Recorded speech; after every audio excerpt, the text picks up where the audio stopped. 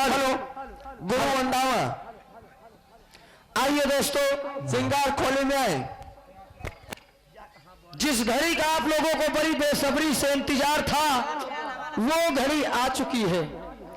आज की सुहानी सुहानी रात में, सुहाने सुहाने मौसम में एक दिल को छू लेने वाली कहानी, एक दिल को हिला देने वाली कहानी और एक दिल को दहला देने वाली कहानी। तलवारों की खनकार, गोलियों की बौछार, धुआंधार मारधार तमाशा आज की रात आप लोगों के गांव में पेश है। तमाशे पर गौर कीजिएगा एक बार और। तमाशे का नाम बदला और बलिदान। बदला और बलिदान, पिता के 5 वचन, उर्फ डालू भयंकर। गुरु अंडावा श्रृंगार खोली में आए।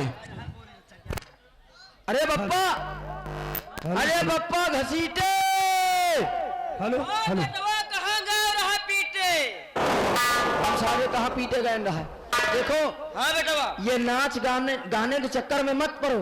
अच्छा। अरे यार, तुमको कुछ याद नहीं है क्या? याद ये होना चाहिए कि हमारी तुम्हारी ड्यूटी लगी है। कहाँ कहाँ? महाराज जी के राज दरबार में। अच्छा, महाराज अनजान सिंह के दरबार में चलते हैं। हाँ। और आप देखते हैं कि महाराज जी हमारे लोगों के लिए क्या आदेश सुनाते हैं। आइए भैया, चलिए। प्यारा है गरीबान, हम सब में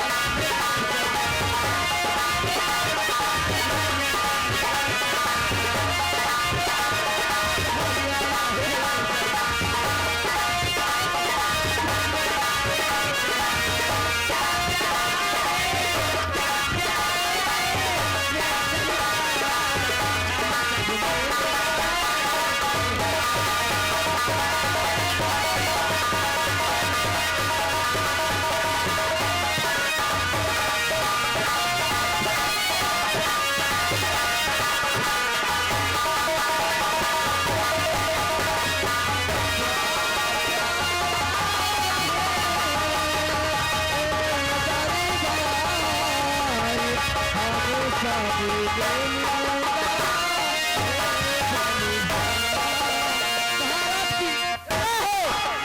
की जय हो, महाराज की जय हो, महाराज की जय हो, महाराज की जय हो। हेलो,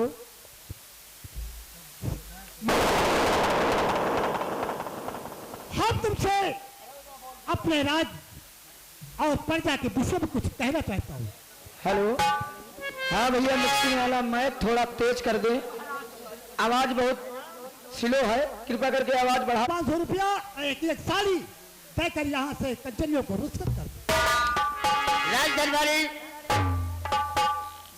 जी मंत्री साहब। महाराज का कहना है हाँ, कि कंचनियों को शाही खजाने से 500 रुपये और एक साड़ी देकर रुखसत किया जाए। बिल्कुल ठीक मंत्री यार, जैसी आपकी आज्ञा हो। आप बढ़ जाइए, आराम कीजिए। आइए कंचनियों, महाराज का आदेश है कि महाराज की मुबारकबादी में महाराज प्रसन्न होकर तुम सबको इनाम देना चाहते हैं। तो कंचनियों, एक एक करके आइए और 500 रुपए और एक एक साड़ी लेकर इस राज दरबार से रुखसत हो जाइए। आइए कंचनियों।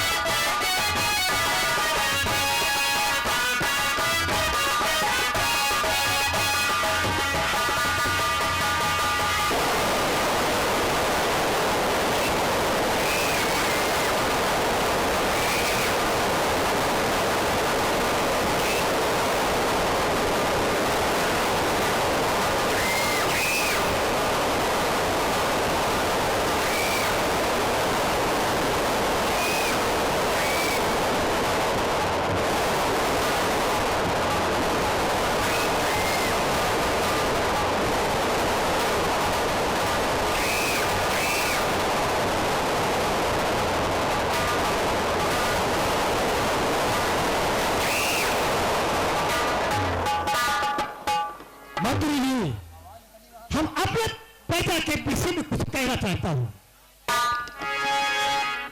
क्या कहना चाहते हो महाराज? मंत्री जी भरमाइए, अंदर के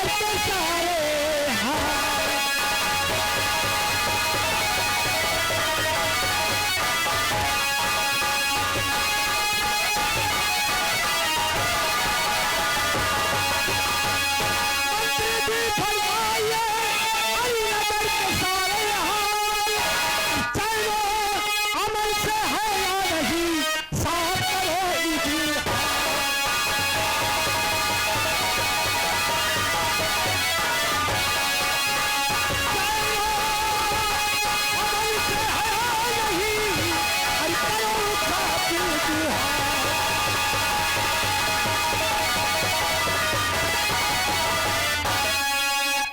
महाराज, आज आपने क्या सवाल किया कि हमारी प्रजा में किसी को कोई चीज का कष्ट तो नहीं है? हाँ मंत्री जी। लेकिन आज हम जरूर बताएंगे महाराज, हमारी बात को ध्यान देकर सुनिए। तो आप होते बेकार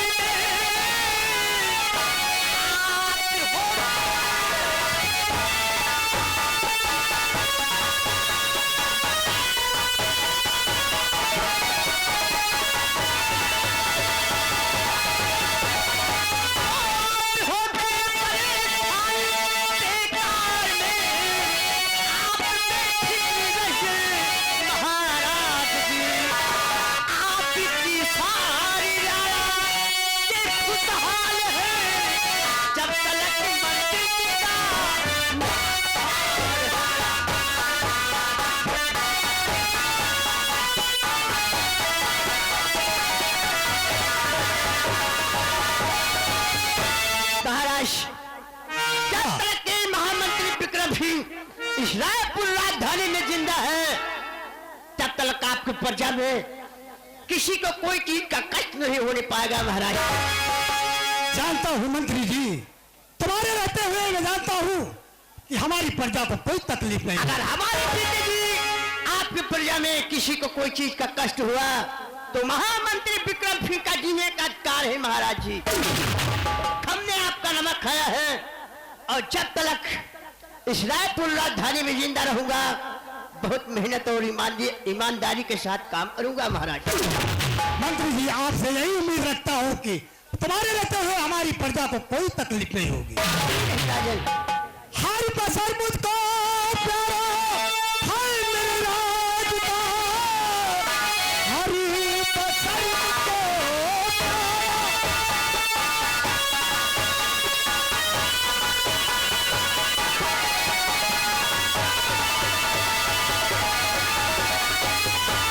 बसर मुझको प्यारा हर मेरे राज का, इन पे हर वक्त रखना तुम अपनी नजर। कोई शिकवा शिकायत अरे नहीं पैस हो या मुसीबत में करता है कोई गुजर।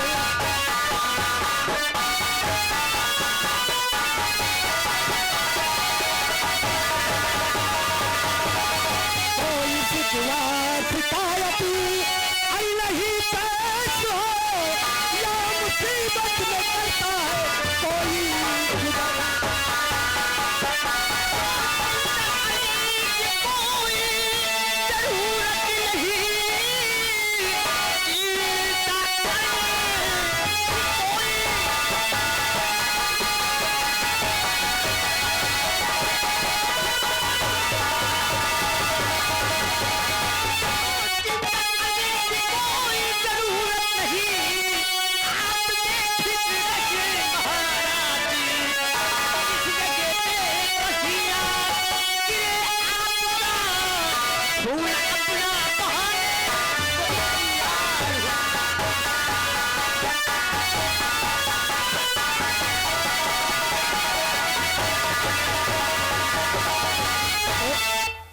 वाह मंत्री जी, मैं जानता हूं कि तुम्हारे रहते हुए कोई तकलीफ प्रजा को नहीं होगी। नहीं महाराज,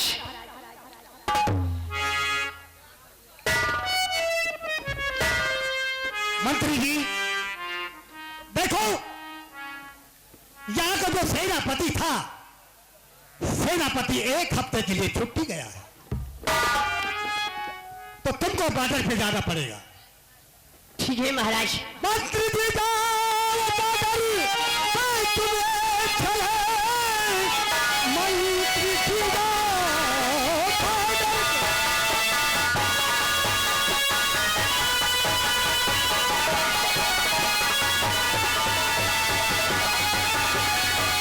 मंत्री जी जाओ बॉर्डर पे तुम्हें चले, अपनी सेना को तैनात कर देना तुम। राज में मेरे दुश्मन न आए कोई, तुमसे कहना यही है मेरे मन।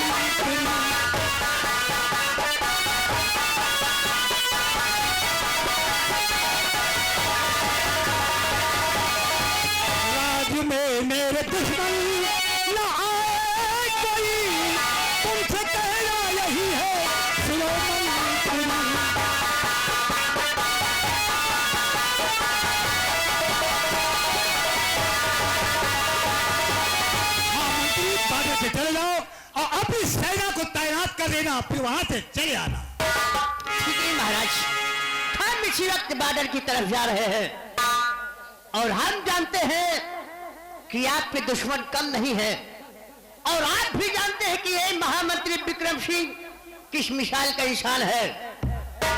हमारे जीते ही अगर कोई दुश्मन या आतंकवादी बॉर्डर पार करने की कोशिश करता है तो ये महामंत्री विक्रम सिंह उस दुश्मन का नाम और निशान मिटा देगा। शाबाश मंत्री, तुमसे यही उम्मीद है। दरबारियों, हाँ महाराज जी। तुम लोगों से मेरा एक सवाल है, क्या महाराज जी? कुछ पूछना चाहता हूँ। हम लोगों से आज आप सवाल करना चाहते हैं? हाँ, तो कोई बात नहीं महाराज, आप सवाल पूछिए और हम दरबारी आपके सवाल के जवाब देने की कोशिश करेंगे महाराज। मेरा सवाल यही है दरबारी कि इस संसार में कौन ऐसी वस्तु है कि कभी झूठ नहीं बोलती? अरे यार महाराज, तो हमको अच्छा फंसा देन यार। ये संसार में ऐसी कौन सी वस्तु है जो झूठ नहीं बोलत है? तो क्या पता है? यार आजकल तो सभी को झूठ बोलत है यार। नहीं, मनई वाली बात ना है, वस्तु पूछ रहे हैं आप। यार हमको नहीं पता यार। दादा तुमको पता है कहा? नहीं पता? अरे वारे दादा, कमर ओढ़े बैठी हो, कोनो बात नहीं ना। हाँ भैया महाराज, आपके सवाल का जवाब मिल गया महाराज। अबे हम जान गए नहीं यार भैया। क्या यार? तुम नहीं जानतू महाराज, आपने यही पूछा कि इस संसार में ऐसी कौन सी वस्तु है जो कभी झूठ नहीं बोलती। हाँ, आपने यही पूछा है। तो महाराज, उस वस्तु का नाम है दर्पण, जिसे हम लोग शीशा कहते हैं महाराज।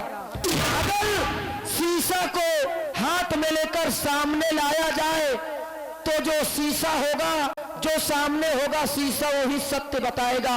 शीशा कभी झूठ नहीं बोलता है महाराज। वाह दरबारी वाह, तुम्हारी होशियारी को मैं दाद देता हूँ।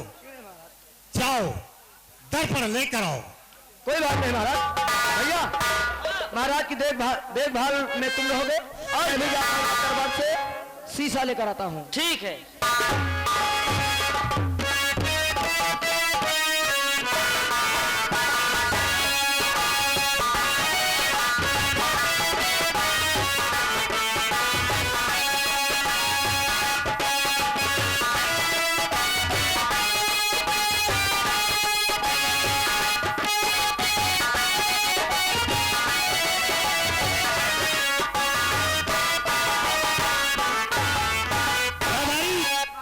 मैं दर्पण इसलिए मंगाया हूं कि मैं बहुत दिनों के बाद अपना चेहरा नहीं देखा।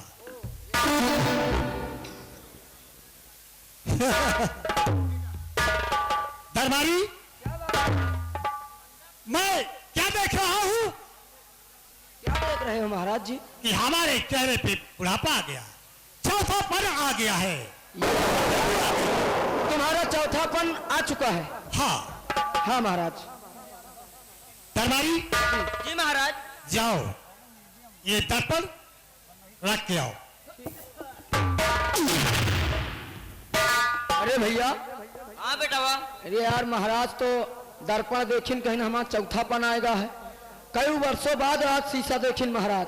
औ का? लेकिन पप्पा, हाँ बेटा वाह। तुम जब से हमका पैदा कर दियो, हमका शीशा देखो नहीं भयो।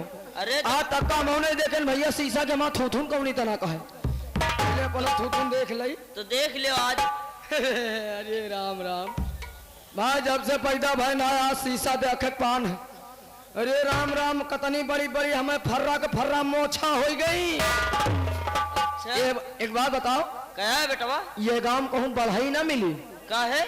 बढ़ाई मिले तो हमका बुला ला, बसुला से मोछे छोड़वा दे आप। चल रहा।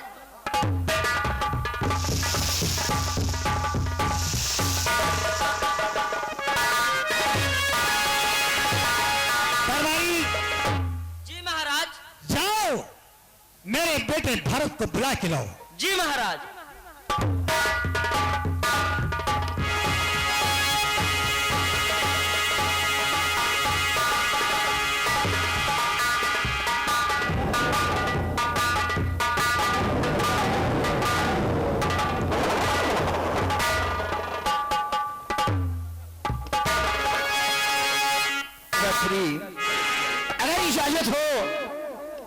आपका बेटा भारत आपसे कुछ कहना चाहता है।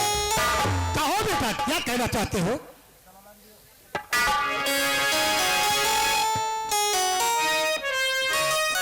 हेलो।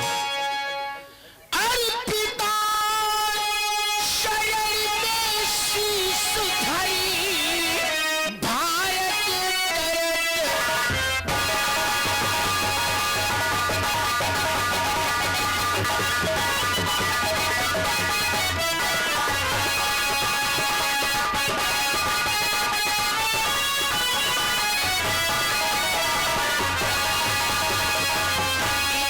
शरण में शीश धरी भारत करत प्रणाम, आशीर्वाद दीजिए मुझे पूर्ण होए सब।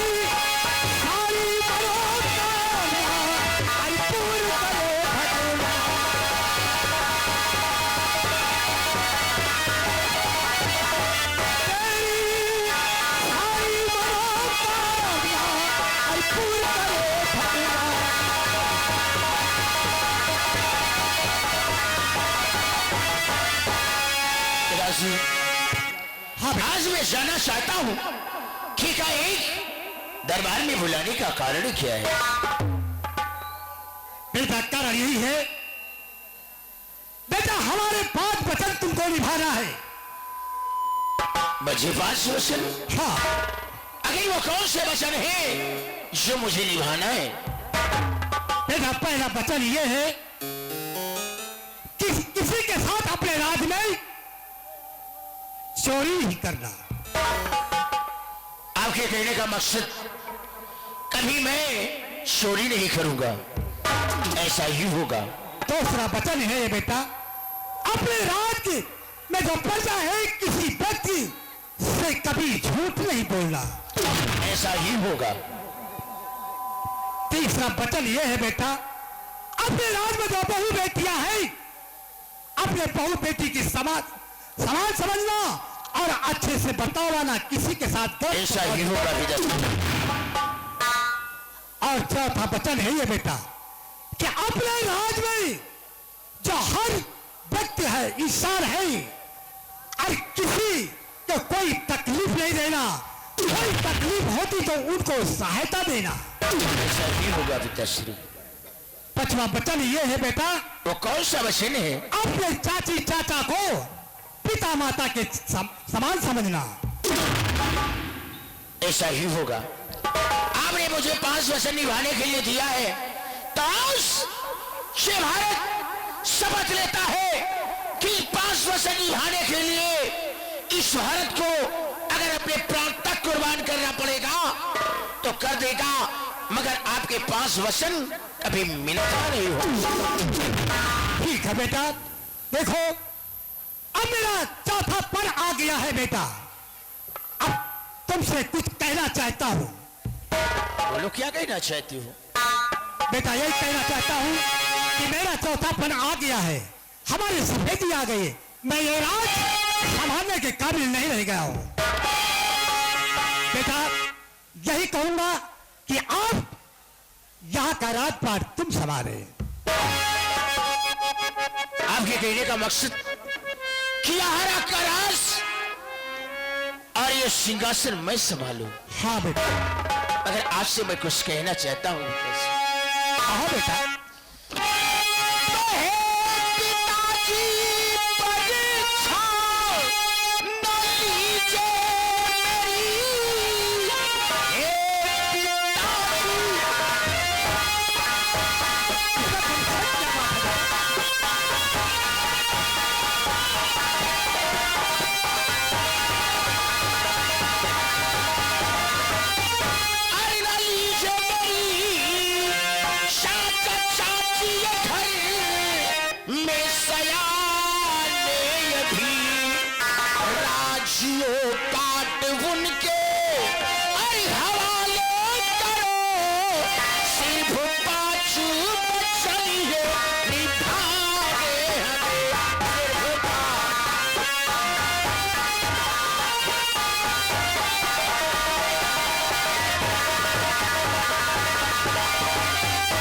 देखो बेटा, तुम मेरे एकलौते बेटे हो, ना तो तुम्ही को समझना होगा।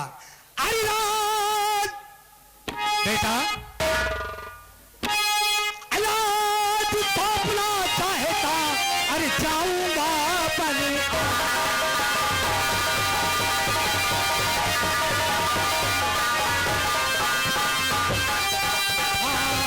अपना थोपना, अरे जाऊंगा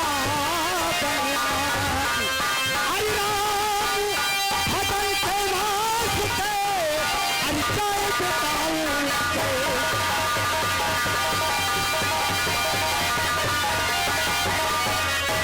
बेटा, मेरा चौथा पन आ गया है। हमको अब यही चाहिए, किसी जंगल में राम का भजन करना चाहिए। और यहाँ के राजपाट तुमको समझना होगा। मैंने बता दिया कि ये रास्ता अगर देना है तो चाचा और चाची हैं, उनके हवाले कीजिए।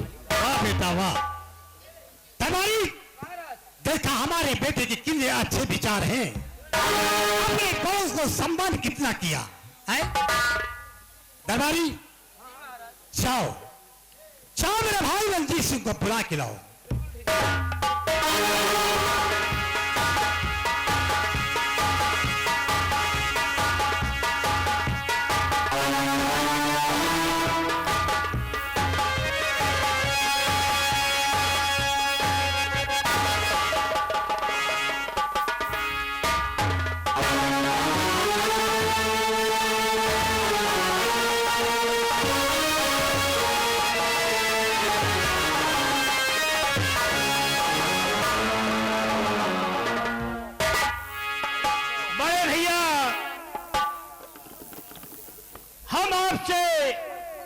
कुछ पूछना चाहते हैं। हाँ मेरे भाई, क्या पूछना चाहते हो? और क्या बुलवाने हो हमें, और है भाई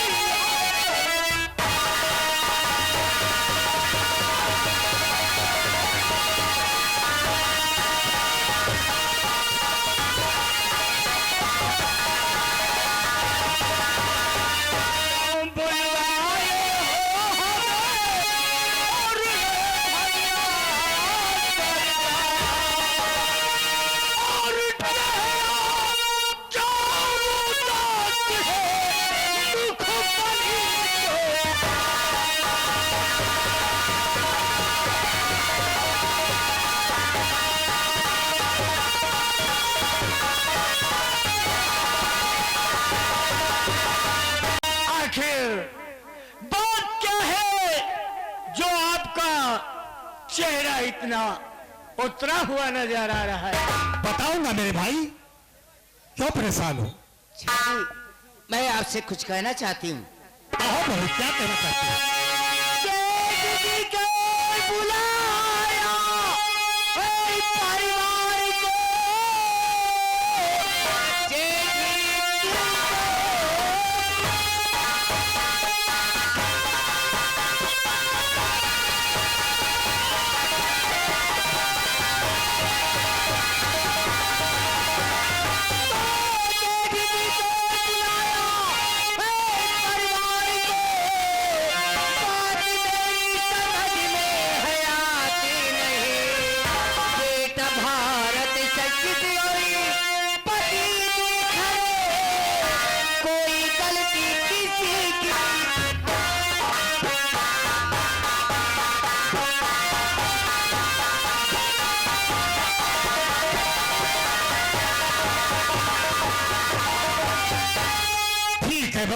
हाँ, मैं जरूर बताऊंगा। क्या कि हम लोगों से ऐसी कौन सी गलती हो गई कि आज पूरा परिवार इकट्ठा है? नहीं बेटी, गलती कुछ नहीं हुई।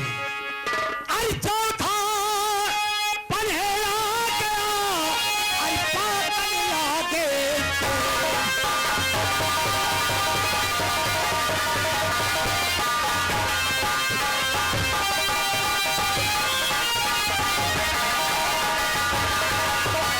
चौथा पन्हेरा गया, अरे पापन लागे।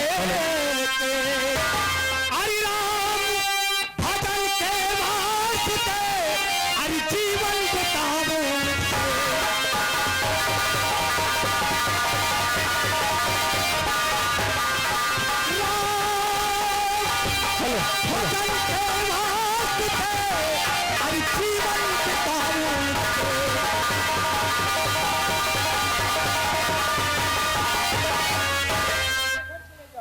भाई,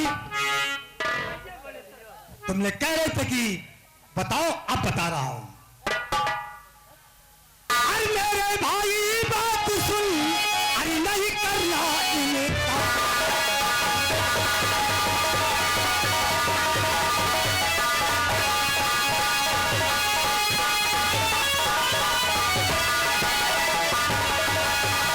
भाई मेरी बात सुन, अरे नहीं करना इनकार।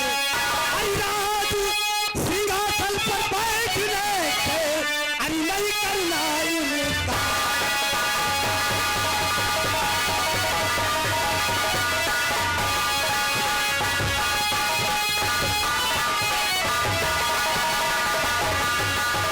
तुम तो जानते हो मेरे भाई कि हमारी राज में, ये हमारी लताओं में पुरखों दादा से चला आया है परंपरा कि अगर चौथापन आ जाए तो किसी जंगल में राम का भजन करिए।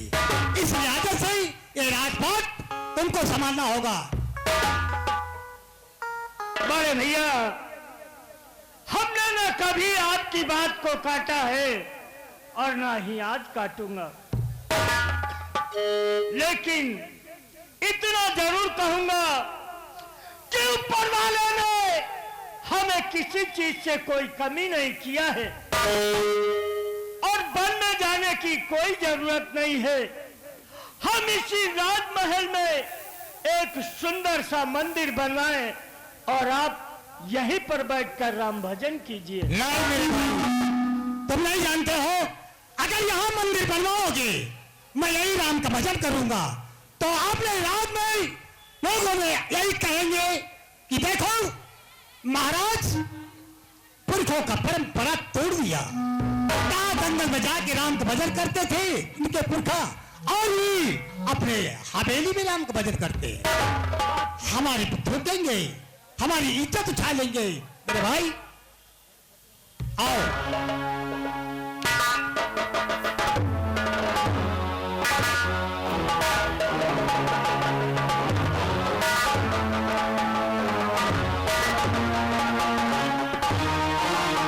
महाराज रंजीत सिंह की जय हो, महाराज रंजीत सिंह की जय हो, महाराज की जय हो।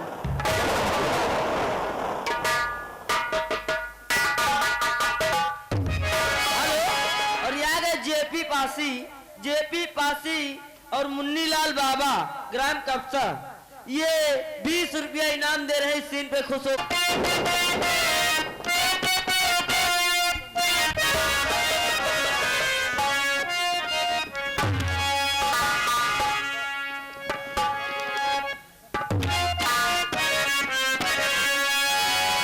अरे अब पारना, अरे करूँगा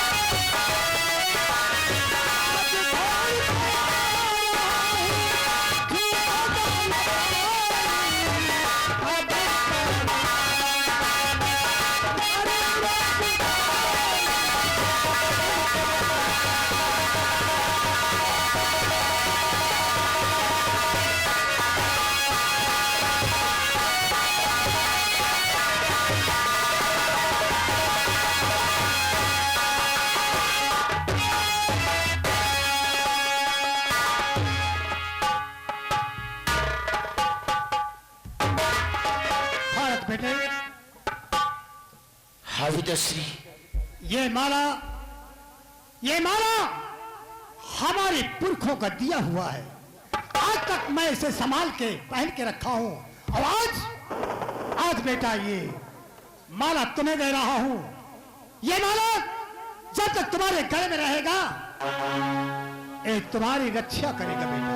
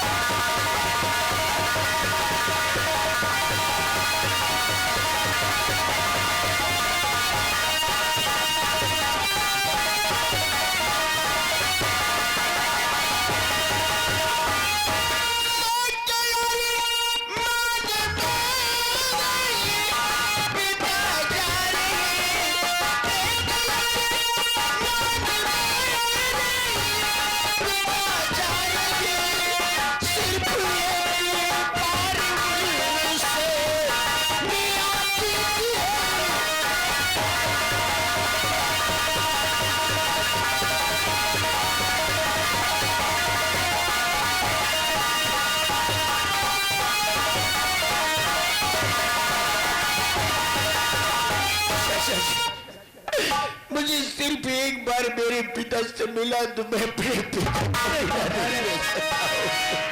वो तुम्हारे पिता है और हमारे बड़े भाई है। बड़े भाई मेरे पिता के समान थे। आज तक हमें भी किसी बात की कोई तकलीफ नहीं होने दिया है।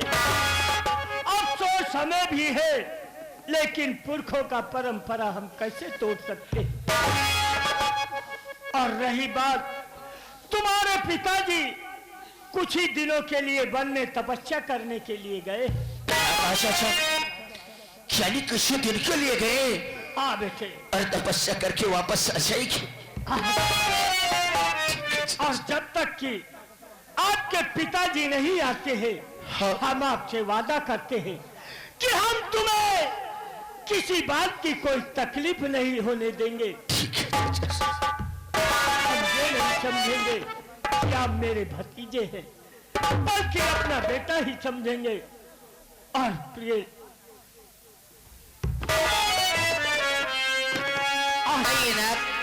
तुम भी वादा करो कि इन्हें बच्चों की परवरिश अच्छी तरह से निभाओगी। मैं वादा करती हूँ इन बच्चों को इतना प्यार दूंगी कि जीवन भर नहीं भूल पाएंगे। प्रिय लीलावती, इन्हें यह एहसास नहीं होना चाहिए कि आज मेरे माता और पिताजी नहीं है। बेटा भारत, देखो आज से तुम आंसू नहीं बहाओगे।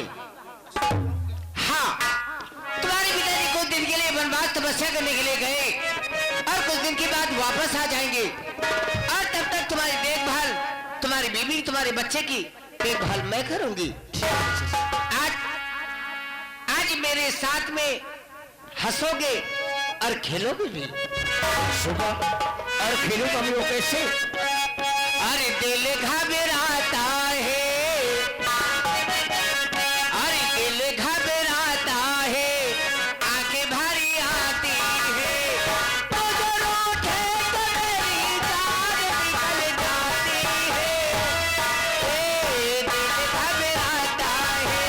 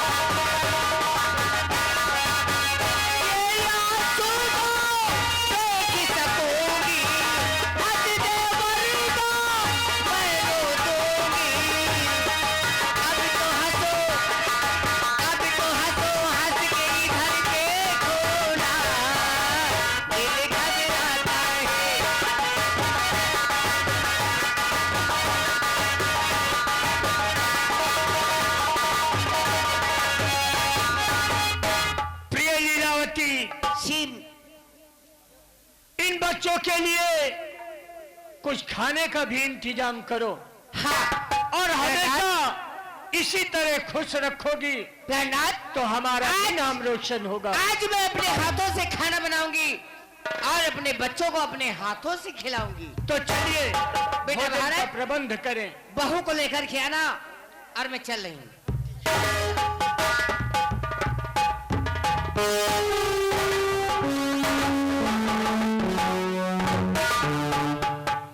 लक्ष्मी,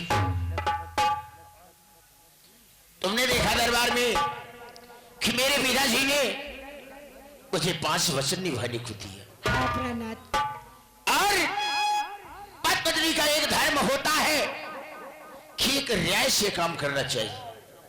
मैंने वो 5 वचन निभाने को शपथ ले लिया, मगर तुझसे पूछा नहीं। पूछने की बात है प्रहलाद। क्यों नहीं? क्योंकि जब तक तू मेरे साथ नहीं देखी, मैं कैसे वचन निभा सकता हूं? और ये वचन निभाने के लिए हम दोनों को एक साथ हाथ मिलाकर चलना होगा, तभी ये 5 वचन मैं निभा सकता हूं। और लक्ष्मी, हाँ एक बात तो मैं भूल ही गया क्या? कि बचपन से लेकर के जब से सुध संभाला है, ये भारत भोलेनाथ का भक्त है। कोई भी कार्य करता है तो भोलेनाथ के दरबार में जरूर जाता है। और आज इतना भाई पैगाम अपने सर पर ले लिया और भोलेनाथ के दरबार नहीं गए, इसलिए मुझे शिवक भोलेनाथ के मंदिर जाना होगा। ठीक है प्रहलाद। और चलते हैं, क्योंकि समय भी हो गया है। मगर कहने वालों ने कहा गया है कि हम तो अगर साथ मिलकर चलेंगे तो एक ना एक दिन हमारा तुम्हारा जरूर नाम होगा। ई प्यार